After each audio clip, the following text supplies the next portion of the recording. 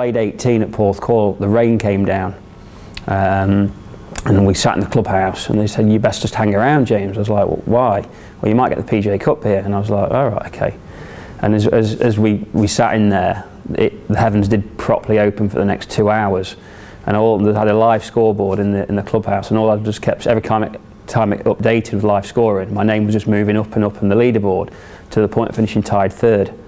So yeah, to finish birdie like I did, for me, showed great character to get in there. I suppose it might have been different if I knew I was finishing birdie to get in the PGA Cup. I just thought I was playing golf. So to find I got in was fantastic.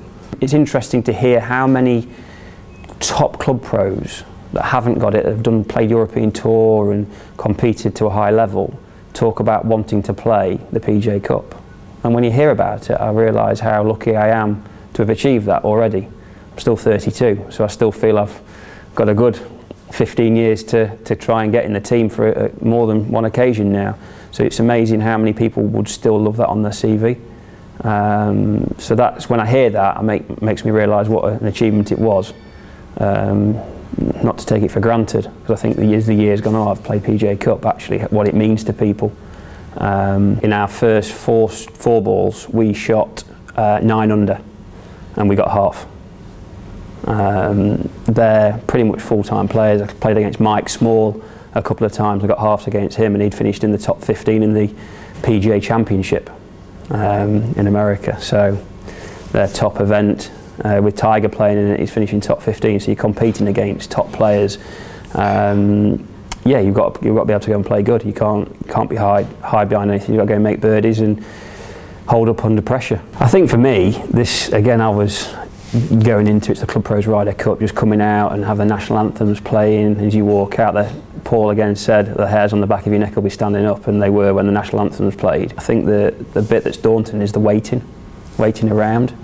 You just want to hit your first tee shot. It probably made it better playing with Paul, someone that I played golf with for 3-4 years before that, and that probably put me at ease, just having someone there that you knew you could rely on. And it was almost, he was just there to, "James, go and make as many birdies as possible, I'll be there if you need me." Yeah, I think you could always tell when John, who's obviously going to lead the team this year, how passionate he was, and was always happy to voice his opinion in there. I think he'd be a fantastic captain, just solely because of his passion, but also very knowledgeable, and his desire to, when I've competed with him in tournaments, his desire to want to improve, always looking for ways to improve. Yeah, I think he'll be a fantastic captain, and I'm sure he'll get the most out of his players and be a caring captain as well, because I think again he noticed that I was a young player in the team, and I played a practice round with him, and I was probably in practice a little bit nervous and playing around with some swings, and he was just kind of like, "That's brilliant, keep doing that." So that kind of stands in my mind nearly 8 years on. I would say he will be a caring captain. I played a shot in the first 4 balls with Paul into the last. We were all square playing the last, and the 18th didn't really suit me in practice. Water all down the left, and my bad shot at the time was going left.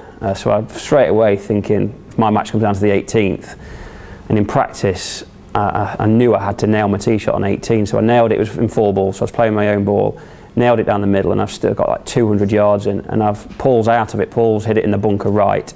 Again, I feel the pressure's on me here, and I've hit this 3-iron into about 12 feet, and we got a picture sent through of the 18th, an oil painting that's on the wall, and that straight away I look at that and go, and the green surrounded by water as well. So that for me was I suppose, defining moment really, that I could play under that pressure. I think it's something that as a family you remember forever, but also as a player, it's on your CV. And I think once you've got it once though, once isn't enough. You want it every year. So yeah, I've came close the year after that, and actually played with John in the last round at Dundonald. I made 8 down the last. Needed to make 4 down the last, and went for make birdie, and I remember driving home in tears because you wanted to get into that much. So really there is that drive to get in there again. So we'll be doing everything we can for this year to do that.